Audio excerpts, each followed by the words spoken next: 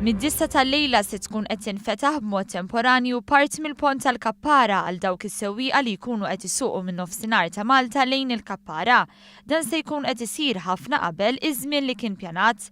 Tħabbar dan minn Ministru għat-Trasport, Infrastruttura u Proġetti Kapitali Ian Borch l-indirizza konferenza tal-aħbarijiet propju fit-triq illi se tkun qed tinfetaħ b'mod temporanju. It-triq temporanja jiġifieri dik li mit-triq reġjonali tagħti għal San Giljan mistennija twassal għal tnaqqis fit-traffiku hekk kif permezz tagħha il-vetturi se jkunu qed jgħaddu minn fuq żewġ karreġġjati minflok minn karreġġjata waħda. Il-perit tal-proġett Antwanet Konti spjegat il-fażi li se tkun qed issir sakemm din il-parti tal-pont se tkun miftuħa b'mod temporanju. Se jitkompla x-xogħol fuq il-biex tan-naħa ta' San Giljan biex eventwalment sal-aħħar ta' Settembru nkunu ftaħna iż-żewġ decks bil-flow ta' traffiku kif suppost. Se jitkomplu wkoll ix-xogħol ta' twessih fuq in-naħa ta' San Giljan l-istess li diġà fil-verità beda. Qegħdin ukoll nagħmlu underpass in-naħa ta' Reġi Miller, underpass biex il-pedestrians in-nies ikunu jistgħu jaqsmu min-naħa tal-Gżira għan-naħa tal-Kappara u viċi versa. Fil-waqt ukoll li beħsibna nibdew ix-xogħlijiet fuq it-tunnel tal-Università għax dak ħajkun qed jinbidel ma' dan il-proġett.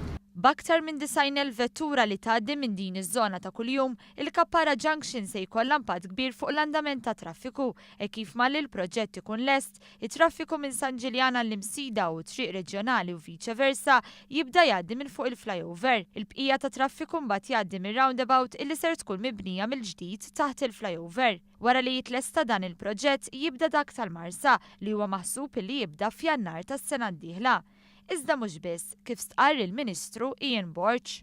Però sa dan it-tant għandna ħafna proġetti oħrajn għaddejjin madwar it-toroq Maltin, sew jekk il-Junction ta' Ħallija kif ukoll anke issa xogħlijiet ma' ġenb l-ajruport biex intaffu mid-dewmien illi qed jesperjenzaw is-sewwieqa li jkunu ħerġin mill-mina ta' Ħall-Kirkop ta' kull filgħodu.